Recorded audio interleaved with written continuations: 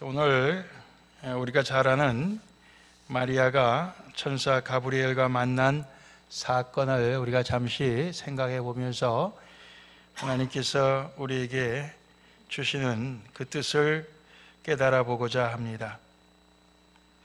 아이를 낳지 못하는 엘리사벳에게 세례 요한이 잉태된 지 6개월 만에 가브리엘 천사가 마리아에게 예수님의 수태 소식을 알리는 장면이 오늘 우리가 읽은 본문 말씀입니다.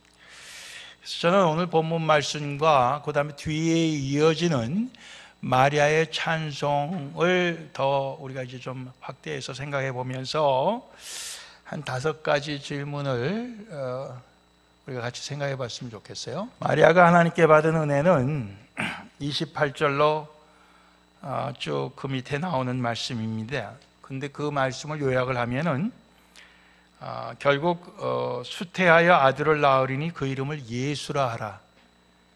예수라고 이름을 짓게 되는 아기를 수태한다, 잉태한다, 그런 그 소식입니다. 근데 주께서 너와 함께 하시도다, 은혜를 받은 자요, 그리고 평안할지어다, 이런 말씀도 해주셨어요.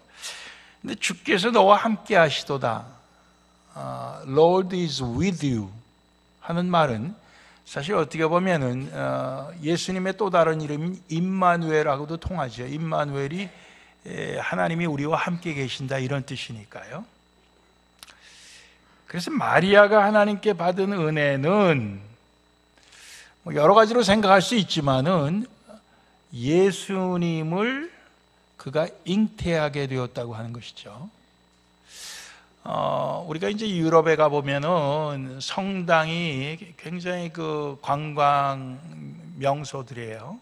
성당에 가보면은 예수님의 어떤 그 조각이나 초상보다도 더 많은 게 마리아입니다. 예, 마리아. 그리고 예수님은 많은 경우에 마리아 품에 안겨 있는 어린 아기로 그렇게 묘사되어 있는 게 훨씬 많아요. 그러니까 이 마리아가 그 유럽이나 어디 하여튼 캐톨릭 성당에 가 보면은 마리아가 얼마나 그 높은 자리에 있고 얼마나 많은 사람들의 참 그 존경을 받는지 그걸 한눈에 알아볼 수가 있어요. 오늘 말씀 속에서 마리아가 하나님께 받은 은혜는 그럼 그런 거냐? 많은 사람들로부터 인정을 받는 그런 거냐? 저는 아니라고 생각합니다. 마리아가 받은 은혜는 예수님을 그가 잉태하고 예수님을 낳게 됐다는 거기에 하나님께 받은 은혜가 있다 생각을 합니다. 그래서 오늘 제목을 마리아가 받은 은혜 쉼표하고 예수, 이렇게 제목을 제가 붙인 것입니다. 마리아가 받은 은혜는 예수님입니다. 자, 이제 두 번째로 생각할 것은 남자를 알지 못하는, 즉 남자와 전혀 육체적인 관계를 해보지 못한 마리아가 어떻게 예수를 잉태하게 되는가 하는 질문이에요. 연예인들이 성경 공부를 하다가 그 중에 한 사람이 도저히 이건 있을 수 없는 일이다, 난 믿을 수 없는 일이고 있을 수 없는 일이다 하도 고집을 해서 사람들이 아주 난감해 있는데 구봉소 장로님이 자네 그 마리아 남편도 인정한 건데 왜 자네가 그러는가 그랬다고. 아주 유명한 얘기입니다. 아주 유명한 얘기인데 사실 오늘 말씀에 마리아가 나는 남자를 알지 못하는데 어찌 이런 일이, 그렇게 얘기하잖아요. 가브리엘 천사가 거기에 대한 답변을 합니다. 35절, 37절. 성령이 내게 임하시고 지극히 높으신 이의 능력이 너를 덮으시리니 그러므로 나실 바 거룩한 자는 하나님의 아들이라 일컬으리라. 대저 하나님의 모든 말씀은 능치 못하심이 없느니라 그랬습니다. 오늘 우리가 요한복음 1장 교동문을 교독을 했는데 거기에도 태초에 말씀이 있었고 그 말씀이 하나님이고 그 말씀이 천지를 지었다. 이런 하나님은 천지를 지으신 분인데 그 천지를 말씀으로 지으셨습니다. 그래서 하나님의 모든 말씀은 능치 못하심이 없다.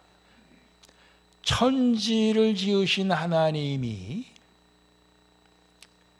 그까짓 일을 못하랴 이러면 우리는 다 믿을 수가 있어요. 이제 많은 사람들이 이걸 믿지 못하기 때문에 다른 것도 못 믿는 경우가 많아요. 하나님이 천지를 지으셨다. 혹시 우리 가운데도 그게 믿어지지 않는 사람 있으면 한번 손 들어보세요. 없어요? 솔직하지 않으시네. 예, 일부 예배는 그런 분이 있더라고요. 일부 예배는 있어요.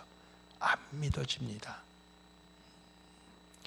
하나님이 천지를 지으셨다. 그리고 모든 법칙도 다 지으신 것입니다. 그런데 그 하나님이 말씀으로 그걸 못하시랴. 가브리엘 천사는 지금 그런 얘기를 하는 거예요. 얼마든지 말씀으로 할 수 있고 성령의 능력으로 할 수 있고 하나님의 능력으로 할 수 있다는 거죠. 자, 세 번째 질문은 언제부터 마리아가 예수를 잉태하기 시작했을까? 이런 질문을 우리 한번 할 수가 있어요. 언제부터일까? 가브리엘 천사가 처음 나타나자마자일까? 저는 아니라고 생각해요. 38절 오늘 말씀 보니까 주의 계집종이 오니 말씀대로 내게 이루어지이다. 마리아가 그렇게 얘기했어요. 41절 보면 엘리사벳, 세례 요한의 엄마입니다. 세례 요한을 지금 품은 지 6개월 됐어요. 마리아가 엘리사벳과 친척이에요. 그를 찾아가요. 찾아갔을 때 엘리사벳 뱃속에 있는 그 세례 요한이 그 엘리사벳 복중에서 뜁니다. 엘리사벳이 성령의 충만함으로 이렇게 외칩니다. 여자 중에 내가 복이 있으며 내 태중에 아이도 복이 있도다. 마리아의 태중에 아이가 있다는 거예요. 그러면서 그 아이가 바로 예수라는 것을 알아요. 그래서 내 주의 모친이 내게 나오니 이 어찌된 일인고.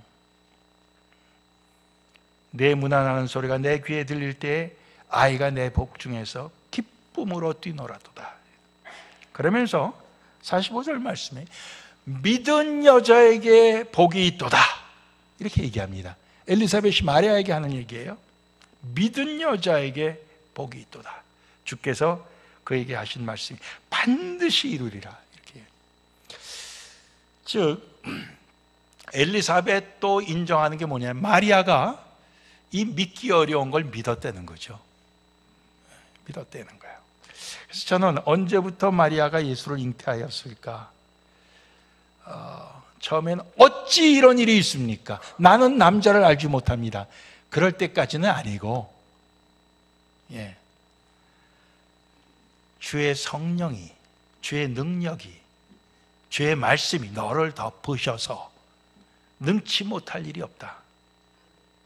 그것을 마리아가 믿을 때, 그리고 그 믿음을 이렇게 고백합니다. 주의 계집종이 오니 말씀대로 내게 이루어지이다.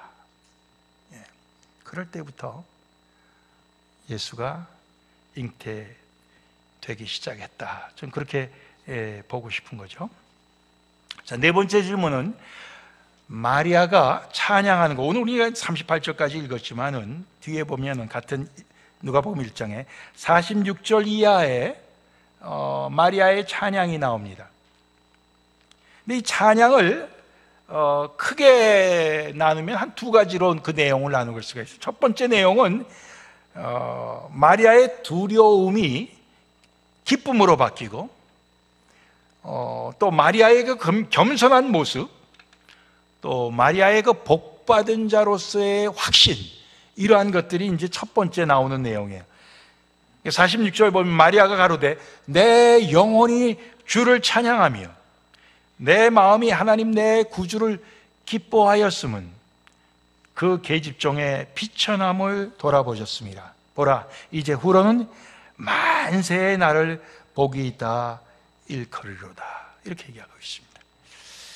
즉 마리아의 그 두려움, 천사를 만난 두려움, 감당하기 어려운 소식을 들은 그 두려움, 잘못하면 사람들에게 버림받고 돌 맞아 죽게 될 수도 있고 그런 상황. 그렇지만 그러나 그 모든 두려움 대신에 그는 기쁨으로 지금 가득 차고, 또 자기의 그 겸손함을 그 찬양 속에 담고 있어요. 그 계집종의 비천함을 돌아보셨습니다. 그랬습니다. 그리고 복받은 자로서의 자신, 거기에 대한 확실한 믿음이 있어요. 이제 후로는 만세의 날을 복이 있다 일컬으리로다. 이것이 이제 마리아의 찬양의 큰 한 부분이군요. 자기 자신에 대한 거예요. 그 다음에는 그 하나님에 대한 찬양, 능력의 하나님에 대한 그 찬양과 신앙 고백이 또 하나의 내용입니다. 49절 이하 55절까지의 말씀이 그거예요. 하나님을 향해서 능하신 이가 큰 일을 내게 행하셨다. 능하신 이로 얘기합니다. 전능하신 이, 그 이름이 거룩하시며 긍휼하심이 두려워하는 자에게 대대로 이루는도다. 하나님에 대한 그 이 찬양, 하나님에 대한 그 인정, 하나님에 대한 그 신앙 고백이 계속해서 나옵니다. 하나님을 전능하신 분으로, 하나님을 거룩하신 분으로, 하나님이 긍휼하신 분으로, 이렇게 계속해서 그의 입에서 막 찬양이 터져 나오는 것을 볼 수가 있습니다. 뿐만 아니라 그분이 교만한 자는 흩으시고 겸손한 자는 오히려 높이시는 그런 모습. 마음의 생각이 교만한 자들을 흩으시고 권세 있는 자들을 그 위에서 내리치시고, 비천한 자는 오히려 높이시고 줄이는 자는 오히려 좋은 곳으로 배불리시고 부자는 공수로 보내시는도다. 자, 어떻게 보면은 이 사회 정의를 얘기하는 거 아니겠어요? 예. 세상이 굉장히 부조리하죠. 예. 선한 자가 가난하고 악한 자가 오히려 더 잘 살고, 선한 자가 참 이렇게 압박을 당하고 악한 자가 오히려 권력을 휘두르는 그런 그 세상 속에 하나님께서 그 모든 것을 다시 바로잡으시는 그런 것을 지금 한 평범할 짝이 없는 이 마리아라고 하는 그 여인의 그 입술을 통해서 지금 막 나오는 거예요.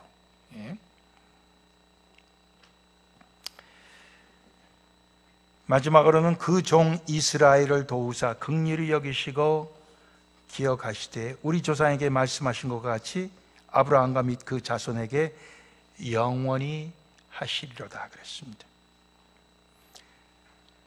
하나님께서 아브라함과 하신 약속을 기억하신다 이거예요.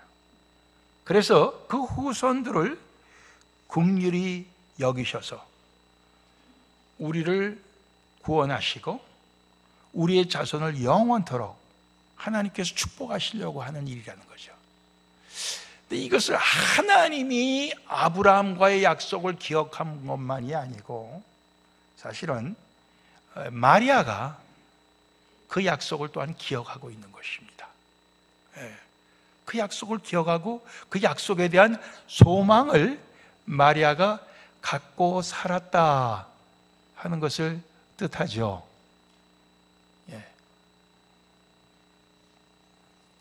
자, 마지막으로 다섯 번째 질문은 우리는 어떤 면에서 마리아와 같은가? 마리아와 우리와의 그 공통점 찾기입니다. 마리아가 받은 은혜는 예수입니다. 마리아가 받은 은혜는 예수. 우리도 뭐 은혜를 받은 게 너무 많죠. 예, 집도 받고 차도 받고 우리의 자녀 가족도 받고 건강도 받고 뭐 받은 게 너무 많아요. 그런데 그 모든 은혜 중에서 결국 제일 큰 거, 제일 영원한 걸 꼽으라면 뭡니까? 그건 예수예요. 그 예수입니다. 여러분들 인정하십니까? 예. 우리가 받은 것도 제일 큰 건 예수예요.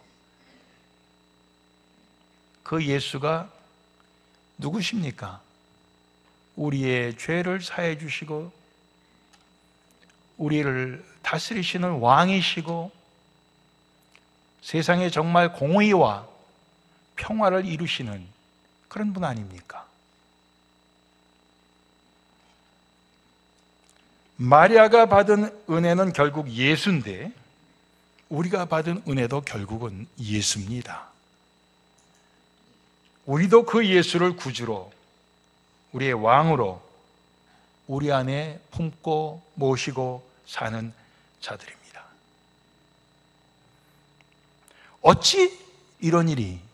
우리도 그렇게 물을 수 있어요. 어찌 이런 일이? 왜냐하면 말이야, 나는 사내를 알지 못하는데 어찌 이런 일이?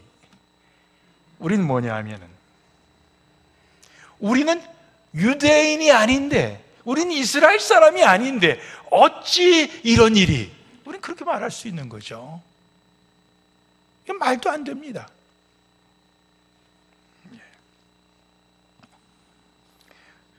또 정말 우리가 양심적이라면 우리 같은 죄인이 어찌 이런 일이?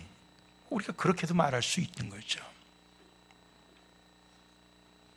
거기에 대해서 주님은 가브리엘 통해서 마리아에게 말씀하셨듯이 성령이 임하시고 지극히 높으신 하나님의 능력이 우리를 덮으시고 하나님의 능치 못하심이 없는 말씀이 우리 가운데 임하면 능히 그렇게 될 수 있다. 우리 그렇게 말씀하시는 거 아니겠어요? 능하신 하나님께서 우리에게 큰 일을 행하셔서 마리아에게만 큰 일을 한 것이 아니라 사실 우리 하나하나에게도 정말 세상의 어떤 큰 일보다도 큰 일을 하신 것입니다. 미국 와서 예수를 믿게 되신 분들의 공통점인 그 공통적인 그 고백이 뭔지 아십니까? 미국 오게 돼서 미국 와서 제일 수지 맞은 게 예수 믿게 된 것입니다. 그 말이에요. 내가 한국에서만 그냥 살았으면은 내가 예수를 믿었을까?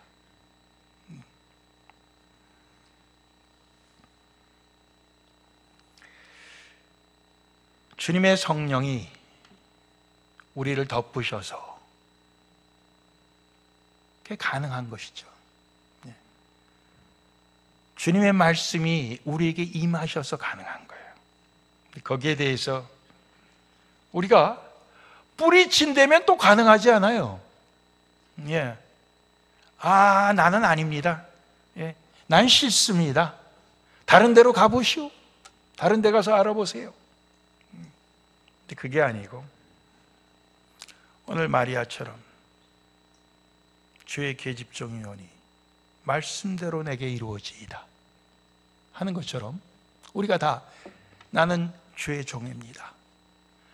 그 말씀대로, 그 능력의 말씀대로 내게 이루어지기를 원합니다.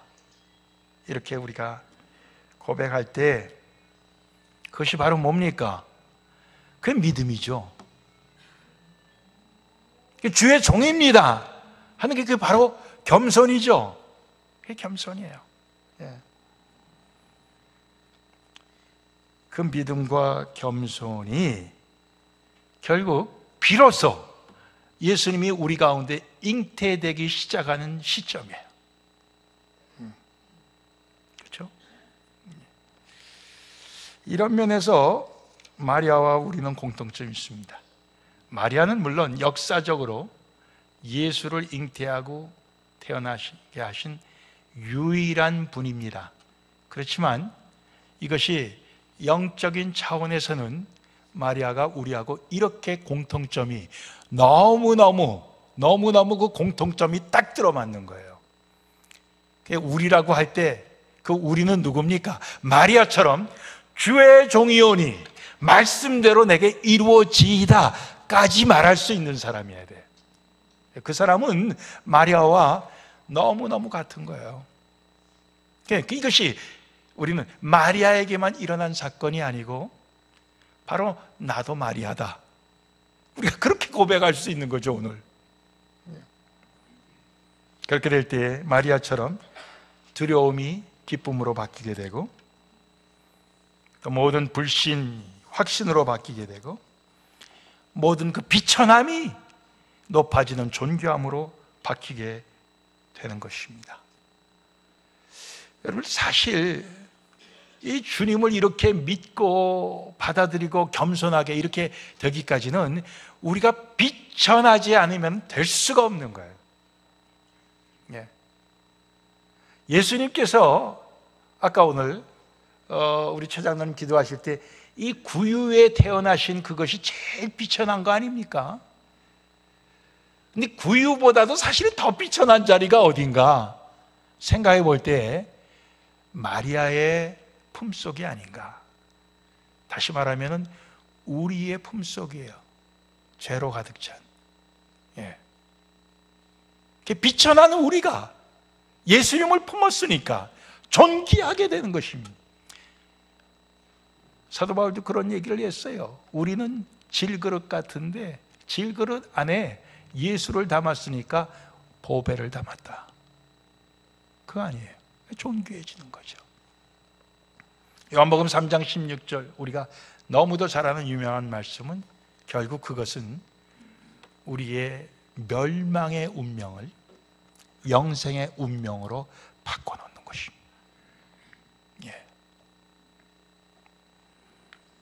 마리아가 받은 은혜, 예수, 그것이 마리아만의 은혜입니까? 아닙니다.